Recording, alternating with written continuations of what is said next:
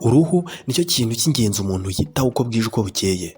Umuntu wese agerageza gukora uko ashoboye kose kugira ngo abashe kugira ubwiza bw'uruhu ku buryo bugaragarira amaso. Umuntu wese agerageza gukora ibyo ashoboye, byaba byiza cyangwa byaba bibi, kugira ngo abashe kugira ubwiza burenze. Igice cyacu cy'ingenzi ni uruhu rwacu, nk'uko abahanga bavuga yuko ariyo nzu yacu y'ingenzi. Ikaze mu kiganiro, njyewe nitwa JC. Iyi ni Mwarimu TV. Ikintu kimwe nagusaba ni uko wakora subscribe ndetse ugakanda share. Ibisanzwe umuntu wese wakoze subscribe mbanje kumushimira. Hanyuma nawe ugiye kuyikora kandi ngiye kugushimira byimazeyo. Ikaze mu kiganiro. Uyu munsi ndi kukwereka byinshi ku bijyanye n'amavuta amaze igihe kinini amaze gucibwa muri iki gihugu cyacu cy'u Rwanda. Ni amavuta yo kwisiga ariko ahindura uruhu rwacu, ku buryo ushobora kubona umuntu yayiraburaga cyangwa se yari umwirabura bisanzwe, ejo ukamubona ari umuzungu. Mbese biterwa n'iki? Ntucikwe. Ubusanzwe aya mavuta ahindura uruhu azwi ku izina rya mukorogo. Mukorogo bayise mukorogo ku bw'iyi mpamvu. Ese ubusanzwe ubundi aya mavuta yitwa ngo iki? Ubundi busanzwe aya mavuta bayita REGIS SKIT. Aya mavuta agizwe na produit nyinshi, ariko yose y'ingenzi ni produit imwe. Iyo produit yitwa hydroquinone.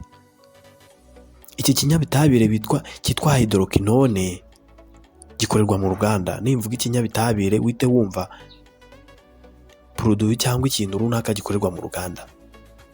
Gikozwe mu mazi nk'uko hydro uba wumva amazi. Iki kinyabutabire bita hydroquinone ntabwo ari cyiza cyane ku ruhu rwacu. Uburyo umubiri wacu ubasha kwihanganira ubushyuhe cyangwa ubukonje, icyo gihe ni uko uzaba uri normal cyangwa nta kindi kintu na kimwe wavanzemo. Uyu mubiri wacu ubasha kwihanganira ubushyuhe bw'izuba. Ubwo bushyuhe bw'izuba ni ubushyuhe bushobora kuzaza ku ruhu rwawe ku buryo wumva nta kibazo igihe waba uhuye nabwo.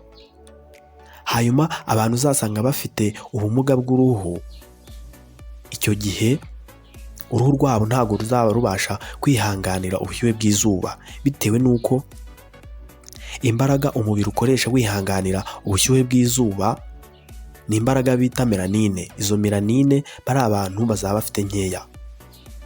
Icyo gihe rero uruhu rwacu ntabwo ruzabasha kwihanganira ubushyuhe bw'izuba.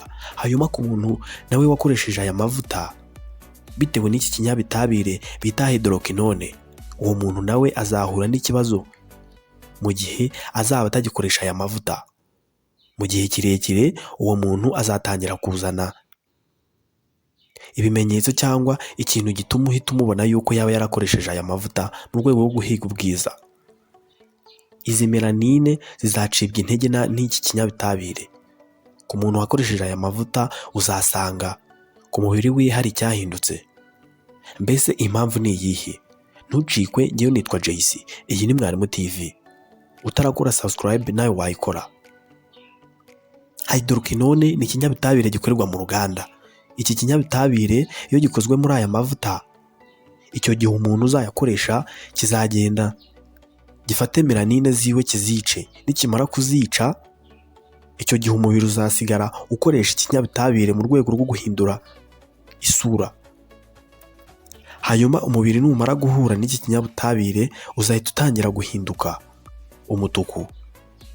Uwo mutuku uzaba uzanwe n'uko melanine zo muri icyo gice zatangiye gucika imbaraga.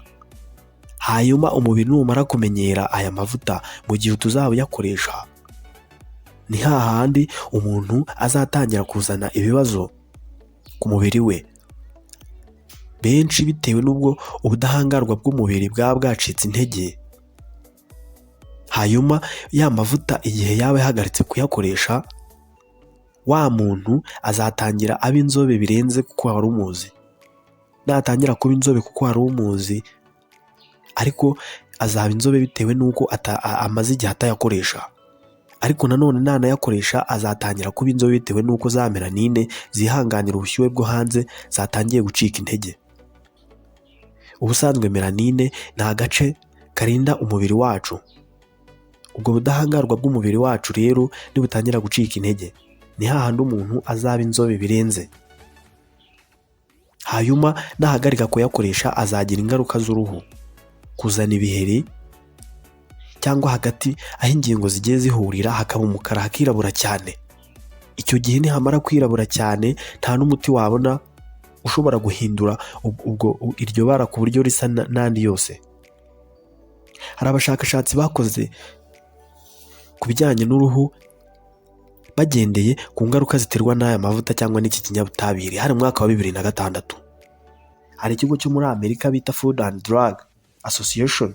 Icyo kigo cyagaragaje yuko gukoresha ikinyabutabire kirenze 2% muri aya mavuta atari byiza. Impamvu ni iyihe? Ku isi hose abantu bagiye bafite amasura agiye atandukanye. Hari abantu baba inzobe bitewe n'uko baba ahantu haba ubukonje bwinshi, hanyuma abandi bakirabura bitewe n'uko baba ahantu haba ubushyuhe bwinshi. Ibyo ntabwo wabihuza n'uko baba bakoresha aya mavuta. Turabizi yuko mu gice cy'abazungu abantu baho bose baba ari inzobe irenzeho, hanyuma mu gice cyo muri Afurika abantu bose hafi ya bose bakaba birabura. Icyo gihe ni ukubera yuko ibi bice by'imigabane atari bimwe, hamwe harakonja ahandi hagashyuha cyane. Icyo gihe nawe ugiye mu gice cy'abazungu ahantu hakonja cyane wirabura waba inzobe. Icyo gihe nawe waba uri inzobe uramutse ugiye ahantu hashyuha cyane nawe waba kwirabura. Hanyuma rero aba bantu cyangwa se aba bahanga bagaragaje yuko gukoresha 2% cyangwa gukomeza hejuru yaho atari byiza. Birumvikana yuko hari ibice bimwe na bimwe cyangwa ibihugu bimwe na bimwe byemerewe gukoresha aya mavuta. Aya mavuta mu Rwanda ntabwo yemewe. Impamvu hari inzobere z'abaganga b'uruhu bagaragaje yuko gukoresha aya mavuta mu gihe kiri imbere wazahura n'ibibazo mu bijyanye n'ibagwa cyangwa se ku muntu waba ufite uburwayi bukeneye kubagwa. Icyo gihe kandi nanone bagaragaje yuko aya mavuta ashobora guteza ikibazo cya kanseri y'uruhu. Birumvikana umuntu aramutse yishe melanine ziwe ubudahangarwa bw'uruhu bwagabanuka. Buramutse bugabanutse ntihahandi yazahura n'ikibazo. Nko mu gihe cyo kubagwa yaba kugira ngo akire ntago bashobora kumubaga ndeni nibarangiza kumudoda ngo bize gukunda, bitewe n'uko ubudahangarwa bw'uruhu bwacitse intege. Ubusanzwe aya mavuta agizwe n'ibice byinshi. Hari igice bita turmeric. Iyi turmeric izaba ihuje neza cyane n'isura ayo mavuta akozemo. Ayo mavuta igice azaba akozemo cyangwa isura azaba akozemo bizaba bitewe n'iyi turmeric. Iyi turmeric izatanga isura y'amavuta. Hanyuma hari icyo bita sandalwood. Sandalwood ni igice kimwe nacyo kizavangwa n'iyi turmeric mu rwego rwo gukora aya mavuta. Hanyuma akaza ikindi bita ashwagandha. Ashwagandha nayo izaba imeze nka tangawizi. Ibyo byose numara kubihuza bazahita babivangamo n'icyo bita hydroquinone.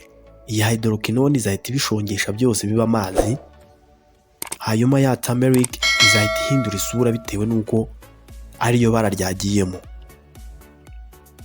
Ndagushimiye wowe wakurikiye iki kiganiro. Ngewe nitwa JC. Iyi yari Mwarimu TV. Ikintu kimwe nagusaba ni uko wakora subscribe ndetse ugakanda share ugahereza n'abandi.